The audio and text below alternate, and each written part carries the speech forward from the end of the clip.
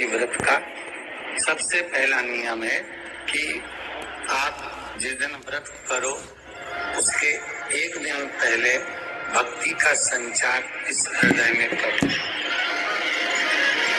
भक्ति का संचार इस हृदय में कर लीजिए। जिस दिन आप व्रत करो, जैसे एकादशी का व्रत कर रहे हो तो दशमी के दिन शाम का समय जब आवे, रात्रि जब होने लगे, शाम का समय आवे और रात्रि का आप जब भोजन ग्रहण करो तो उस भोजन में कोई ऐसा पदार्थ ग्रहण मत करिए जिस पदार्थ के कारण आपकी एकादशी बिगड़ जाए।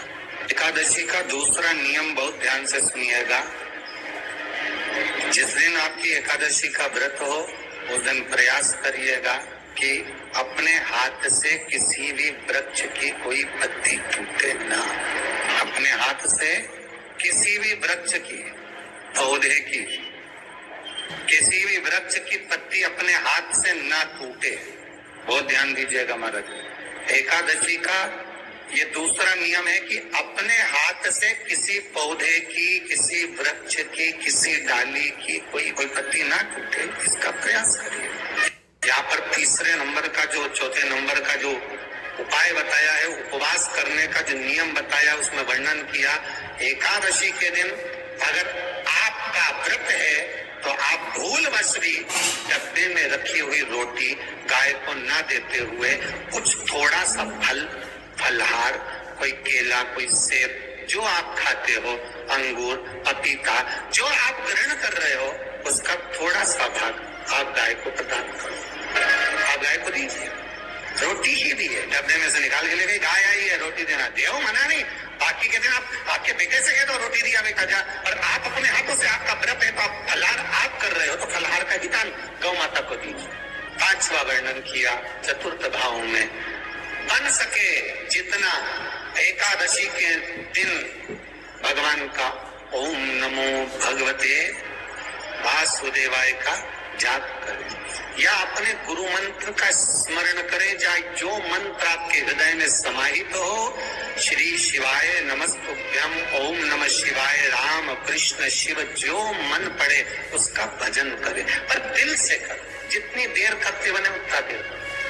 माला पकड़ने की भी जरूरत नहीं कि माला पकड़ के बैठो, घट की जिब्या से जप लो, नहीं कीजिए, वही उतना में पूरा हो जाए, वही बहुत।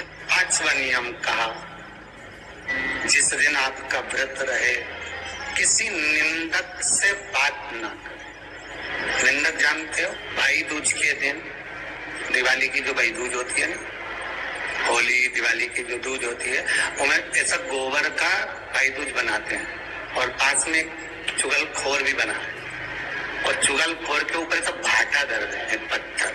अब तुम्हारे उधर रखे कि नहीं रखे हमें नहीं मालूम रहे हो, जितने आस्था पे सुन रहे हो, और हमारे इधर तो ऐसा रहता है, गोबर का भाई बहन बनाए और उसकी पूजन करे, उसके पास में गोबर का चुगल चोर भी बनाए, उसके ऊपर भाटा दर्द।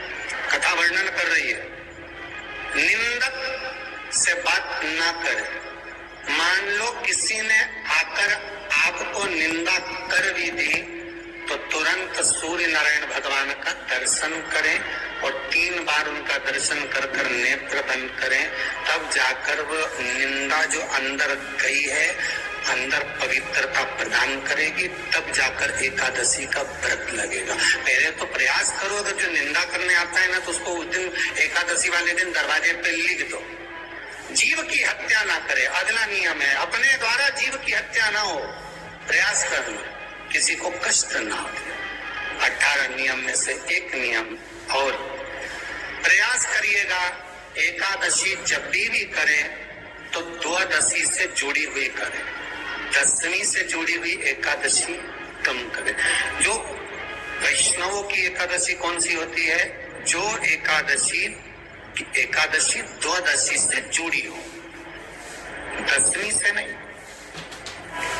दशमी से जुड़ी हुई एकादशी व्रत कहलाती है और द्वादशी से जुड़ी हुई एकादशी पुण्य फल प्रदान कर कर वैष्णवों के भगवान के चरण में छोड़ आती है। इसलिए एकादशी द्वादशी से जुड़ी हुई होना चाहिए। फिर अगला वर्णन किया गया महाराज, शास्त्र कहता है, अगला वर्णन जो किया गया उसमें बताया, प्रयास करें जिस दिन एकादशी हो उस दिन घर में बुआरी झाड़ू आदि जो लगती है वो दूसरा लगा ले। क्यों? उसका वर्णन है, अगर आप बुआरी लगाएंगे, झाड़ू लगाएंगे, पोछा लगाएंगे तो हो सकता है कोई जीव आपके हाथ के द्वारा मर जाए। क्या करोगे?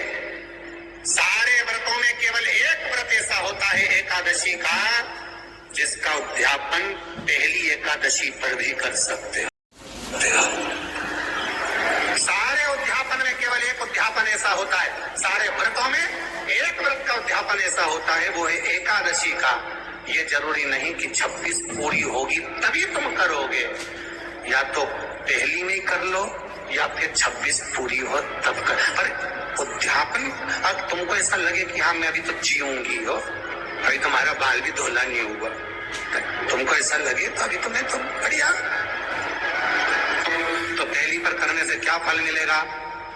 तो एकादशी की नियमावली कहती है, अगर मान लो आपने पहली एकादशी पर भी उद्यापन कर लिया, इसके बाद में जितनी एकादशी करोगे वो सारी तुम्हारे खाते में जुड़ती जाएगी। मतलब बैंक में खाता खोल लो, ठीक है? खाता खोल लिया, अब जितना कमाता जाओगा उसमें डालते जाओ, जितनी कमाई करके लाओगे उसमें जमा करते जाओ। एकादशी एक बार उद्यापन पहले में भी हो गया तो बाकी का पुण्य तुम्हारे खाते में आ जाए। एकादशी का उद्यापन बड़े महीने में माघ शुक्ल एकादशी के दिन, माघ का महीना हो, शुक्ल पक्ष की जम के बोलिए एकादशी हो, प्रयास करना कि आप उद्यापन करें, भले 5, 10, 11, 12 जितनी एकादशी हो जाए, 26 हो जाए तो ज्यादा अच्छी है, नहीं तो आप करें तो माघ महीने की शुक्ल पक्ष की एकादशी के दिन आप उद्यापन करें। प्रयास बड़े महीने के अंतर्गत जो उद्यापन, आज चतुर्मास के अंतर्गत उद्यापन नहीं होता एकादशी का, वो ध्यान दीजिए। ये जो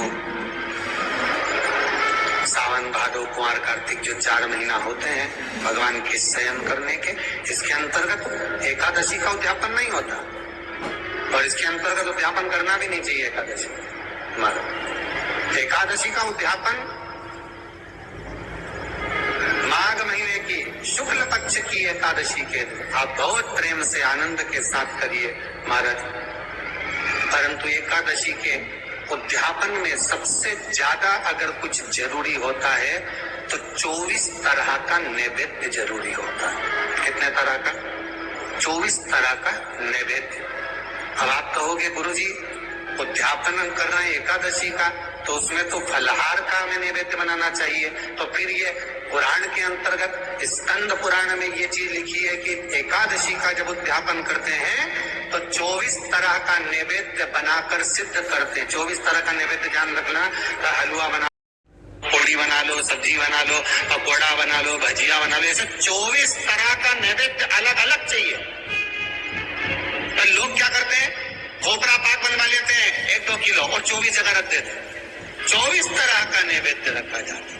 एकादशी के दिन भगवान के पूजन का पूरी तैयारी कर कर, मंडल आदि बनवाकर, विद्वान ब्राह्मण को बुलाकर, कर्मकांडी ब्राह्मण को बुलाकर जो भगवत सेवा में एकादशी का उद्यापन कराए, उन ब्राह्मण के चरणों को नमन कर कर, प्रणाम कर कर एकादशी का पूजन करवाइए, और उस मंडल की पूजन कराकर हवन द्वादशी को कराइए, एकादशी को हवन नहीं। एकादशी के उद्यापन का जो हवन होता है वो द्वादशी को।